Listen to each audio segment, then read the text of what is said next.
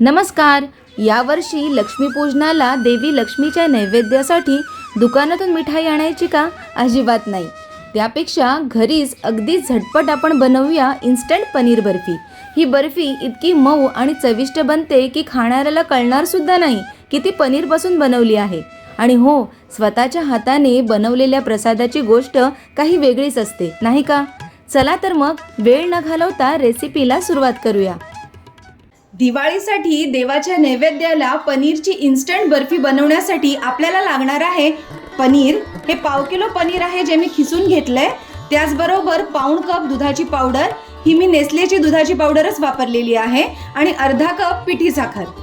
त्याचबरोबर आपल्याला लागणार आहे 3 टेबलस्पून साजूक तूप, फ्लेवरसाठी वेलची, केशर आणि सजावटीसाठी ड्रायफ्रूटचे काप. आता एका पॅनमध्ये मी थोडंसं हे साजूक तूप घालते आणि आता तुपामध्ये 1/4 कप मिल्क पावडर घालायचे.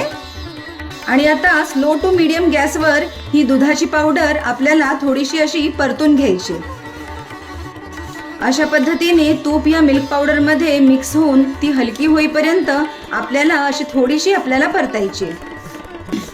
हे पहा, मिल्क पावडरचा कलर आता थोडासा चेंज झालेला आहे आणि ही आता छान हलकी देखील झालेली आहे. आता यामध्ये हे किसलेलं पनीर घालायचे आणि आता हे पनीर या मिल्क पावडर सोबत व्यवस्थित मिक्स करून घ्यायचे आणि छान परतून घ्यायचे. हे पहा, हे पनीर आता मी मिल्क पावडर सोबत असं व्यवस्थित मिक्स करून परतून घेतलेलं आहे. यामध्ये अर्धा कप आपल्याला दूध घालायचं आहे. साहित्यामध्ये मी दूध सांगायला विसरली होती.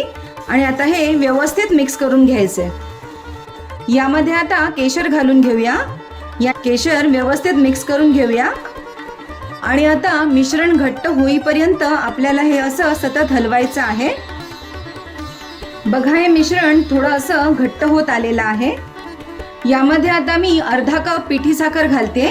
पिठी साखर घातल्याने ती लगेच मिठाईमध्ये एकजीव होते. तुम्हाला जर अख्खी साखर घालायची असेल तर ती देखील घालू शकता. त्याचबरोबर वेलची पावडर घालायची आणि आता हे सर्व व्यवस्थित मिक्स करून घ्यायचे. हे मिश्रण आता घट्ट होईपर्यंत आपल्याला असं सतत परतत शिजवून घ्यायचंय. लो टू मीडियम गॅसवर हे मिश्रण मी सतत असं परतून घेतलंय आणि तुम्ही बघू शकता आता हे घट्ट झालेलं आहे. मी आता गॅस बंद करते आणि आता याला आपण सेट करूया. इथे मी एक प्लेट साजूक तुपाने ग्रीस करून घेतलेली आहे. आता हे मिश्रण आपण या प्लेटमध्ये सेट करूया. सर्व मिश्रण मी प्लेटमध्ये काढून घेतलेलं आहे. आता हे व्यवस्थित प्लेटमध्ये पसरवून घेऊया. बर्फीचं मिश्रण मी व्यवस्थित प्लेटमध्ये पसरवून घेतलेलं आहे. आता यावर बदामाचे काप घालूया आणि थोडे पिस्त्याचे काप घालूया.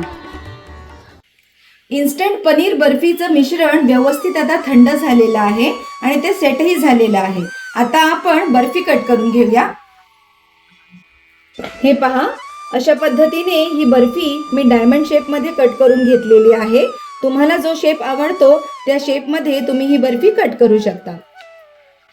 हे पहा, किती मस्त दाणेदार, रवाळ आणि रसरशीत ही पनीरची इन्स्टंट बर्फी तयार झालेली आहे. तर पाहिलं किती झटपट तयार झाली आपली इन्स्टंट पनीर बर्फी. बघा किती सुंदर, दाणेदार आणि रसाळ दिसते. या लक्ष्मीपूजनाला देवीच्या नैवेद्यासाठी ही बर्फी नक्की बनवून बघा आणि तुमचा अनुभव आमच्यासोबत कमेंट्समध्ये नक्की शेअर करा.